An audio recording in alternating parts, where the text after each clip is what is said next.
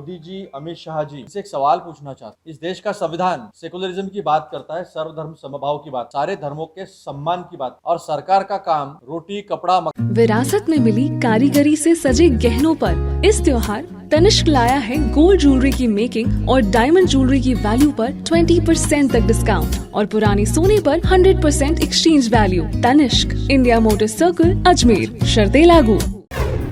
अजमेर लोकसभा क्षेत्र की सभी 8 विधानसभा क्षेत्रों से भाजपा के प्रत्याशियों को अपना मत एवं समर्थन देकर भारी वोटों से विजयी बनाए। अपील करता चरण सिंह चौधरी केकड़ी, समाज सेवी, अजमेर लोकसभा क्षेत्र, राजस्थान। साथ आज उपस्थित हमारे जिलाध्यक्ष जैन साहब, हमारे पूर्व विधायक जयपाल जी, हमारे सब साथी गणमान्य यहाँ के कांग्रेस के सारे पदाधिकारी नेतागण, आज मैं विशेषकर उस भूमि में आकर अभिभूत हूँ जिस भूमि ने एक ऐसे संत का योगदान इस दुनिया देश को दिया है जिससे हिंदू मुस्लिम एकता दुनिया में कायम हुई है, देश में कायम हुई है। ऐसे मोइनुद्दीन चिश्ती की इस भूमि में, पृथ्वीराज चौहान की इस भूमि में आकर बहुत खुश हूँ, बहुत अभिभूत हूँ। और इसी भूमि से मैं आज मोदी जी, अमित शाह जी, इनसे एक सवाल पूछना चाहता हूँ। इस देश का संविधान सेकुलरिज्म की बात करता है, सर्वधर्म समभाव की बात करता है, सारे धर्मों के सम्मान की बात करता है, और सरकार का काम रोटी कपड़ा मकान, शिक्षा, स्वास्थ्य, रोजगार और लोगों को सुरक्षा दिलाने का है। तो आज पूरे राजस्थान में, पूरे प्रदेश में जिस तरह के भाजपा के नेता घूम रहे हैं, जिस तरह के रोड शो हो रहे हैं, तो मैं ये पूछना चाहता हूं कि राजस्थान के भविष्य के लिए उनके पास क्या योजनाएं हैं, राजस्थान के युवाओं के भविष्य के लिए क्या योजनाएं हैं, राजस्थान के किसान के लिए क्या योजनाएं हैं, राजस्थान की मेरी माता बहनों के लिए क्या योजनाएं हैं। क्योंकि मैं सुन नहीं पाया, मैं 1 महीने से राजस्थान में हूं, लेकिन मैंने ऐसी कोई बात नहीं सुनी उनसे कि जो राजस्थान को कोई भविष्य की बात करे, राजस्थान के विजन की बात करे और राजस्थान को अलग अलग पैरामीटर्स पर पहला लाने का काम करे। ऐसा कोई विजन मैंने देखा नहीं। आपने देखा होगा कि पहले हमने 7 गारंटियां दी और कल हमारा मैनिफेस्टो हमने डिक्लेयर किया और उस मैनिफेस्टो में 2030 का विजन दिया। ऐसा नहीं एकदम 2047 जुमला। 2017 में कहा था किसानों की आय दोगुनी हो जाएगी 2022 तक, 100 स्मार्ट सिटी हो जाएगी, मेक इन इंडिया, 2 करोड़ रोजगार, सारा काला पैसा वापस आ जाएगा, 15-15 लाख सबके खाते में चले जाएंगे।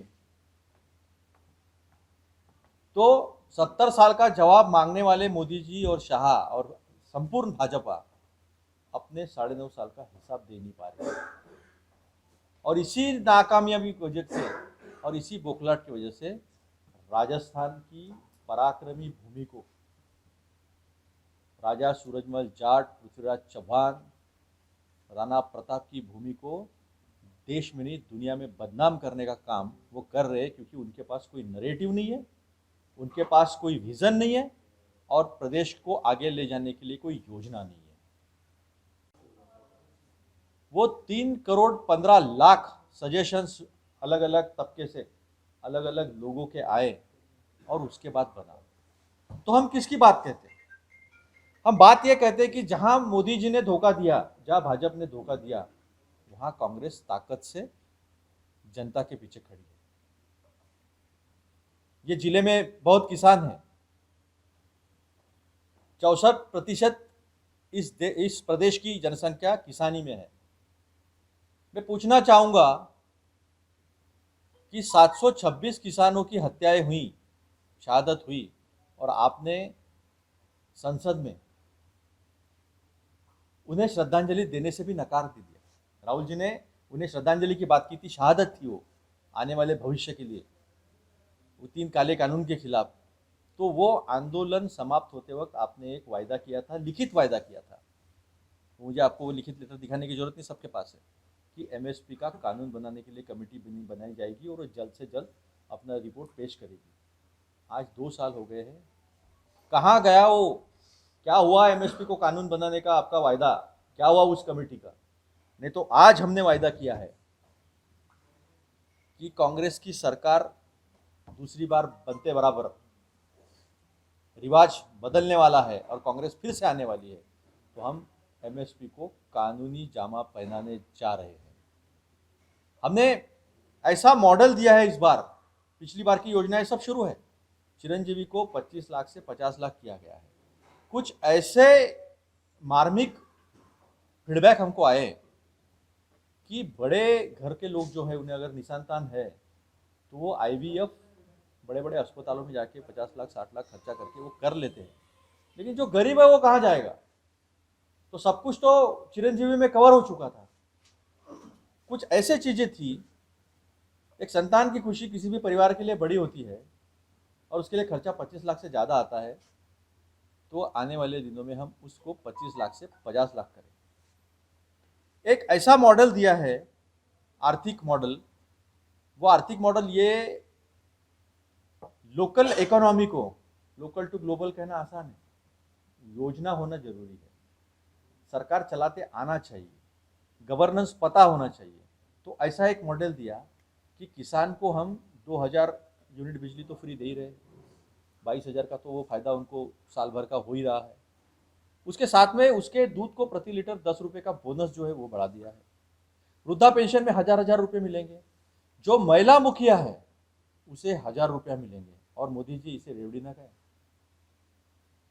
आप जो रबड़ी बांटते हो अपने दोस्तों को, 25 लाख करोड़ का कर्जा आपने माफ़ कर दिया, और कुछ आपके साथ वाले जो दाएं बाएं बैठते थे और आपके भाई मेहुल भाई इस देश का पैसा लूट कर भाग गए हैं, उनके लिए आप खुश हो। लेकिन जब गरीबों को कल्याणकारी राज्य की संकल्पना जो संविधान ने दी है, गरीबों के हाथ मजबूत करने की कोशिश जब कांग्रेस करती है तो आप रेवड़ी कहते हो, तो हमें दुख होता है। ये जनता और खासकर राजस्थान की जनता स्वाभिमानी है और उनका स्वाभिमान हम रखने की कोशिश कर रहे हैं।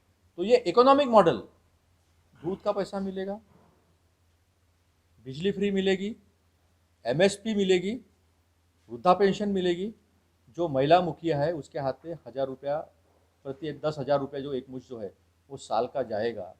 तो मुझे एक बात बताइए, यहाँ का छोटा व्यापारी अजमेर लोकसभा क्षेत्र की सभी 8 विधानसभा क्षेत्रों से भाजपा के प्रत्याशियों को अपना मत एवं समर्थन देकर भारी वोटों से विजयी बनाए। अपील करता चरण सिंह चौधरी केकड़ी, समाज सेवी, अजमेर लोकसभा क्षेत्र, राजस्थान।